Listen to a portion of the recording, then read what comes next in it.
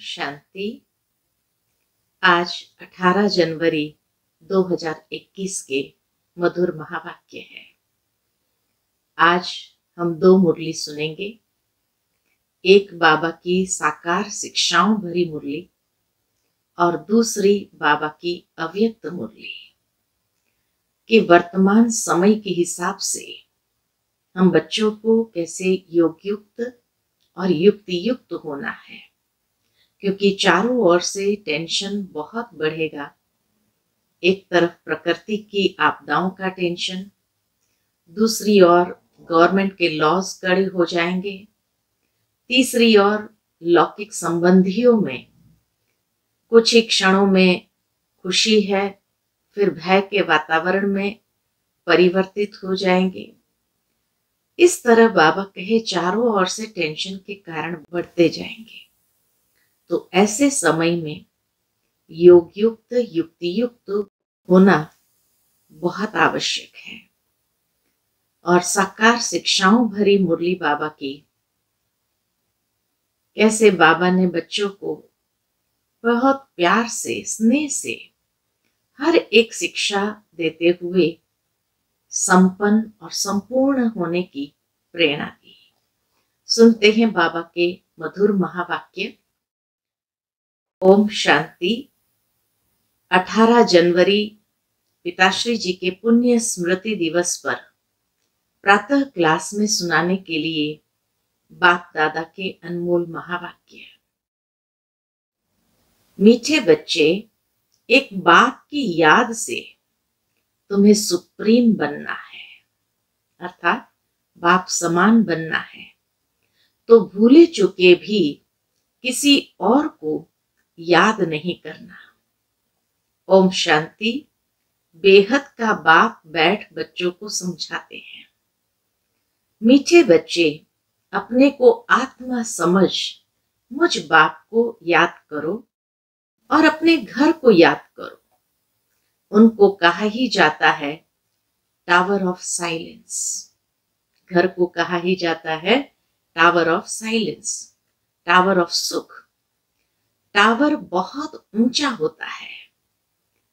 तुम वहां जाने के लिए पुरुषार्थ कर रहे हो।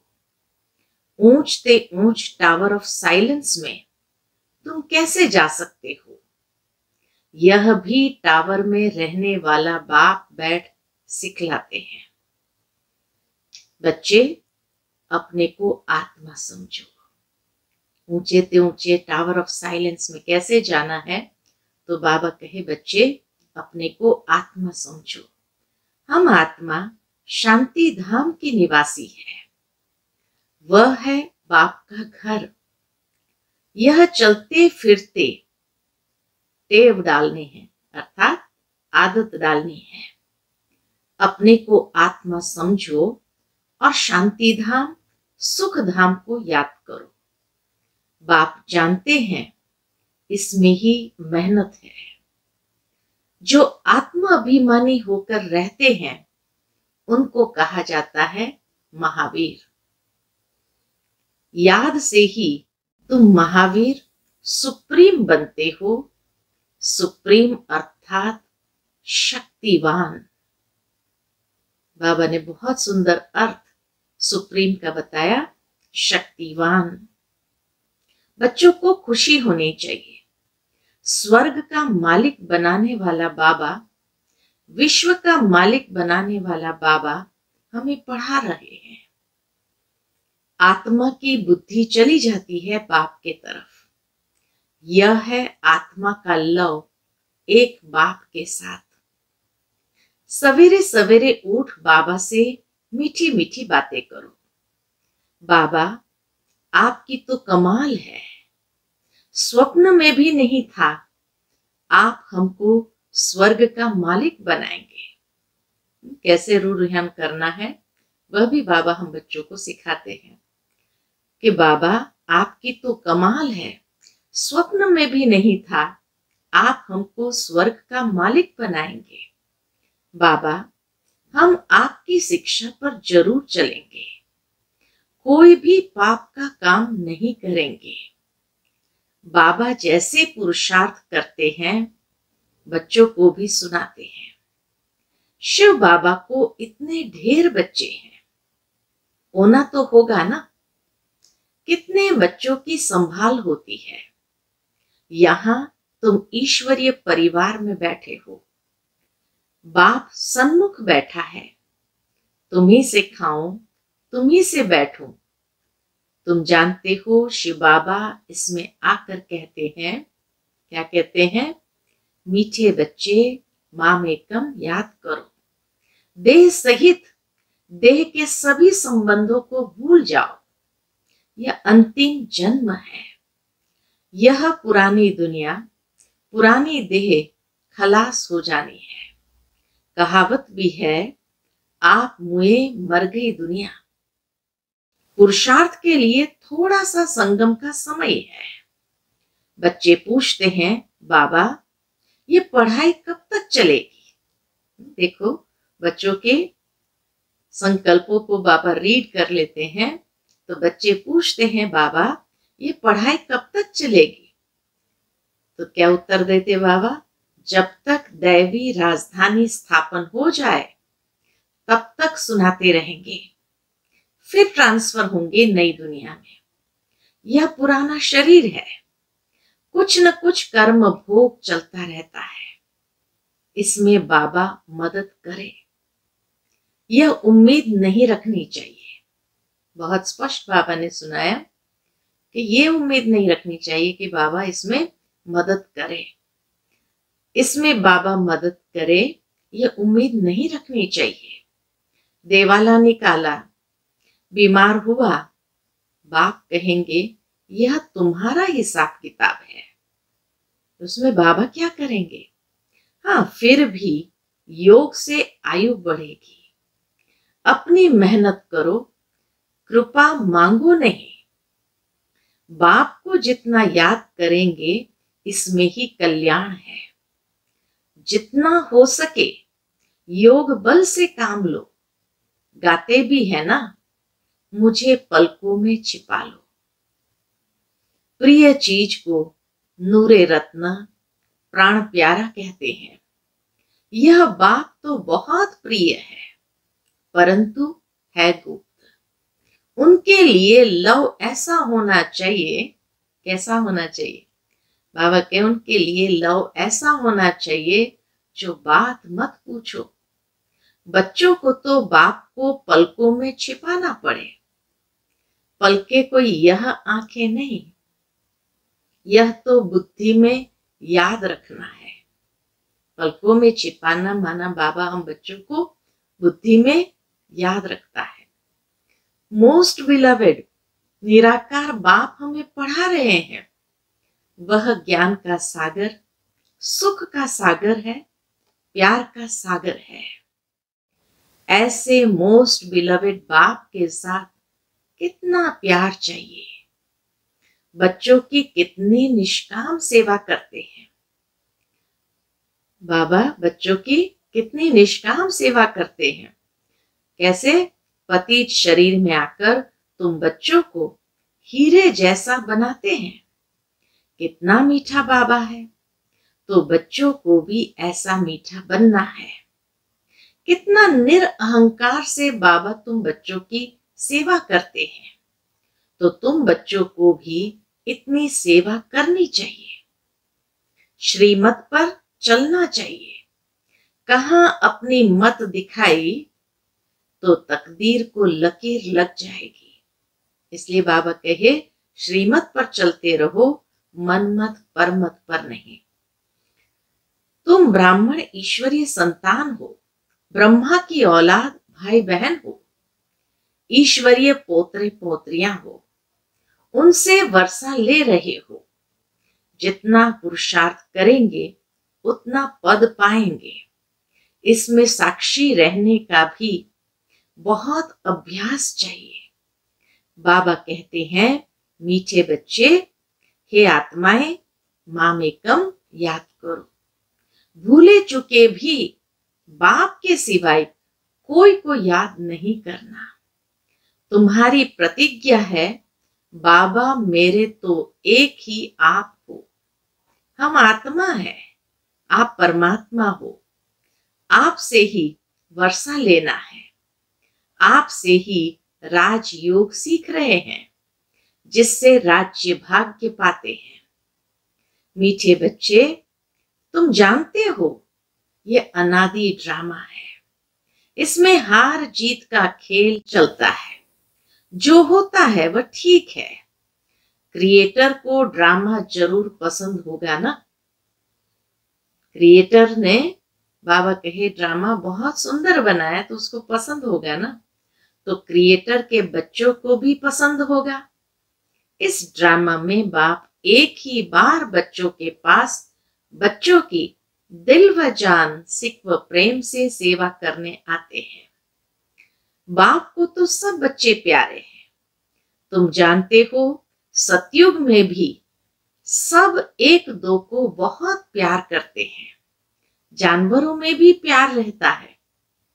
शेर और गाय एक घाट पर पानी पीते हैं, तो बाबा कहे जानवरों में भी प्यार रहता है। ऐसा कोई जानवर नहीं होते जो प्यार से न रहे।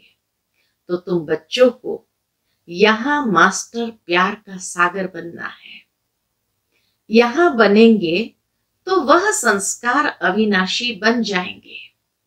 बाप कहते हैं कल्प पहले मिसल हूबहू फिर से प्यारा बनाने आया हूं। कभी किसी बच्चे का गुस्से का आवाज सुनते हैं तो बाप शिक्षा देते हैं, बच्चे गुस्सा करना ठीक नहीं है।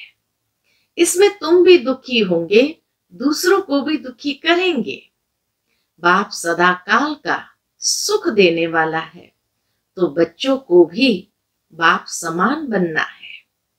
एक दो को कभी दुख नहीं देना है।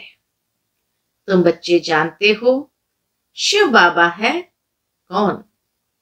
शिव बाबा है सुबह का साईं, बेड़ा बने लाए, रात को दिन अथवा सवेरा बनाने वाला है। ये साईं भी कैसा है?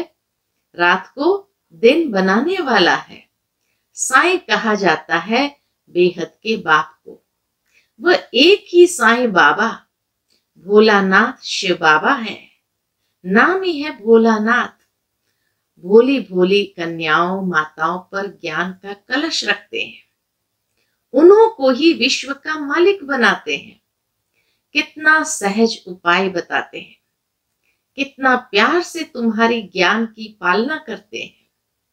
आत्मा को पावन बनाने के लिए याद की यात्रा में रहो।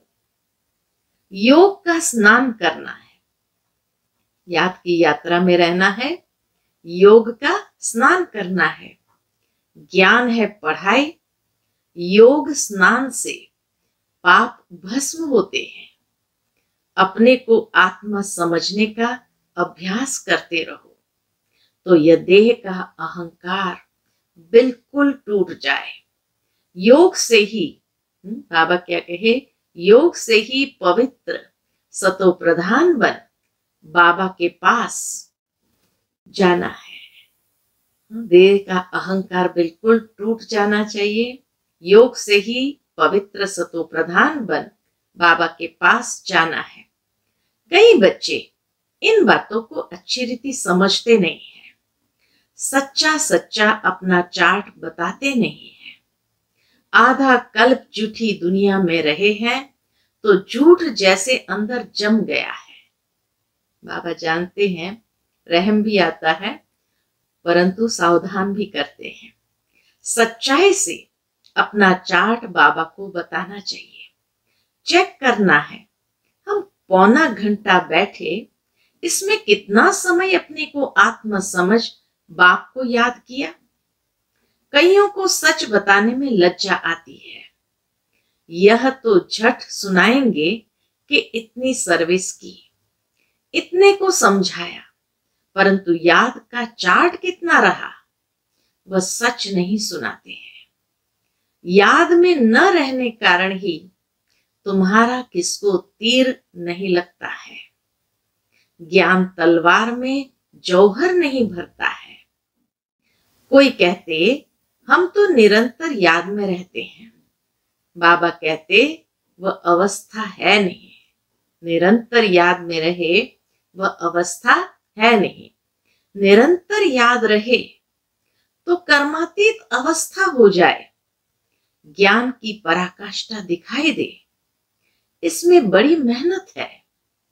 विश्व का मालिक ऐसे ही थोड़ी बन जाएंगे। एक बाप के सिवाय और कोई की याद न रहे, यह देह भी याद न आए, यह अवस्था तुम्हारी पिछाड़ी को होगी। फिर भी बाबा आश देते हैं कि पिछाड़ी में जरूर ऐसी अवस्था हो जाएगी। तो यह अवस्था तुम्हारी पिछाड़ी को होगी। याद की यात्रा से ही तुम्हारी कमाई होती रहेगी। अगर शरीर छूट गया फिर तो कमाई कर नहीं सकेंगे। भल आत्मा संस्कार ले जाएंगी, परंतु टीचर तो चाहिए ना, जो फिर स्मृति दिलाए। बाप घड़ी घड़ी स्मृति दिलाते रहते हैं। ऐसे बहुत बच्चे हैं जो गृहस्थ व्यवहार में रहते, नौकरी आदि भी करते और ऊंच पद पाने के लिए श्रीमत पर चल अपना भविष्य भी जमा करते रहते, बाबा से राय लेते रहते। पैसा है तो उसको सफल कैसे करें। बाबा कहते हैं सेंटर खोलो। बाबा कहते सेंटर खोलो जिससे बहुतों का कल्याण हो। मनुष्य दान पुण्य आदि करते हैं, दूसरे जन्म में उसका फल मिलता है। तुमको भी भविष्य 21 जन्म के लिए, तुमको भी भविष्य 21 जन्मों के लिए राज्य भाग्य मिलता है। तुम्हारी यह नंबर 1 बैंक है। यहाँ बाबा को देते हैं, पदम गुना होकर के वहां प्राप्त होता है। तो बाबा कहे तुम्हारी यह नंबर 1 बैंक है, इसमें 4 आना डालो तो भविष्य में 1000 बन जाएगा, पत्थर से सोना बन जाएगा, तुम्हारी हर चीज पारस बन जाएगी। कितनी बड़ी बात बाबा ने कही, तुम्हारी हर चीज पारस बन जाएगी। बाबा कहते हैं मीठे बच्चे, ऊंच पद पाना है तो माता पिता को पूरा फॉलो करो और अपनी कर्मेंद्रियों पर कंट्रोल रखो। अगर कर्मेंद्रियां वश नहीं, चलन ठीक नहीं, तो ऊंच पद से वंचित हो जाएंगे। अपनी चलन को सुधारना है, जास्ती तमन्नाएं नहीं रखनी है। बाबा तुम बच्चों को कितना ज्ञान श्रृंगार कराए, सतयुग के महाराजा महारानी बनाते हैं। इसमें सहनशीलता का गुण बहुत अच्छा चाहिए। देह के ऊपर टू मच मोह नहीं होना चाहिए। योग बल से भी काम लेना है। बाबा को कितनी भी खांसी आदि होती है, फिर भी सदैव सर्विस पर तत्पर रहते हैं। ब्रह्मा बाबा की सबसे बड़ी विशेषता ही यही थी, कितनी भी खांसी हो, तबीयत ठीक, परंतु मुरली बाबा कभी मिस नहीं करते, सर्विस पर सदा तत्पर रहते। ज्ञान योग से श्रृंगार कर बच्चों को लायक बनाते। तुम अभी ईश्वरीय गोद में, माता पिता की गोद में बैठे हो। बाप ब्रह्मा मुख से तुम बच्चों को जन्म देते हैं, तो यह मां हो गई, परंतु तुम्हारी बुद्धि फिर भी शिव बाबा के तरफ जाती है। तुम माता पिता, हम बालक तेरे। तुमको सर्वगुण संपन्न यहां बनना है। घड़ी घड़ी माया से हार नहीं खानी है।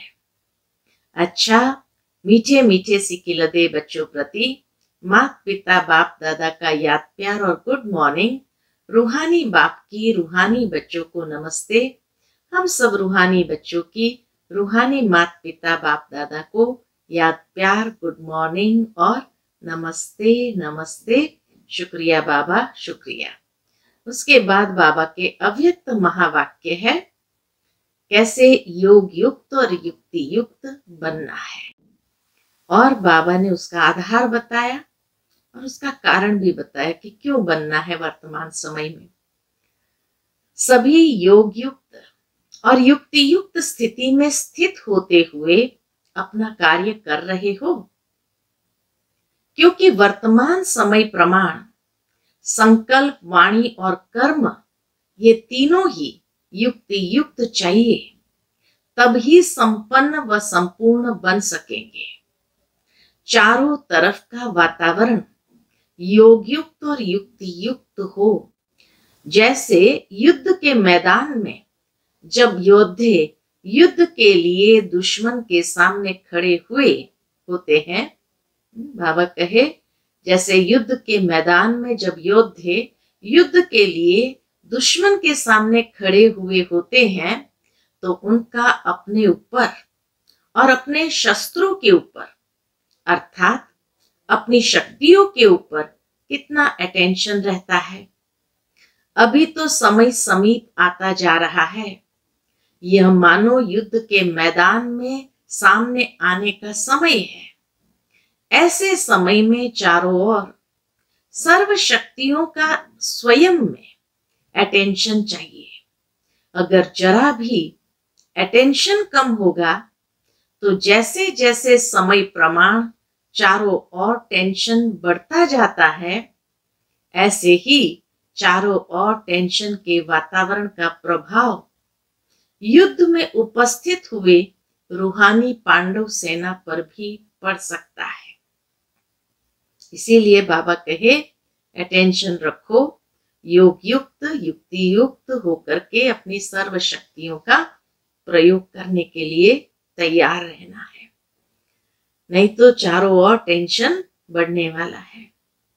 दिन प्रतिदिन जैसे संपूर्णता का समय नजदीक आता जाएगा, तो दुनिया में टेंशन और भी बढ़ेगा, कम नहीं होगा।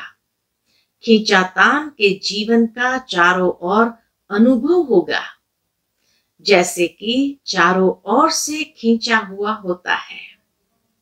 एक तरफ से चारों ओर टेंशन कैसे होगा, तो एक तरफ से प्रकृति की छोटी छोटी आपदाओं के नुकसान का टेंशन, दूसरी तरफ इस दुनिया की गवर्नमेंट के कड़े लॉज का टेंशन, तीसरी तरफ व्यवहार में कमी का टेंशन, और चौथे तरफ जो लौकिक संबंधी आदि से स्नेह और फ्रीडम होने के कारण खुशी की भासना अल्पकाल के लिए रहती है, वह भी समाप्त होकर भय की अनुभूति के टेंशन में।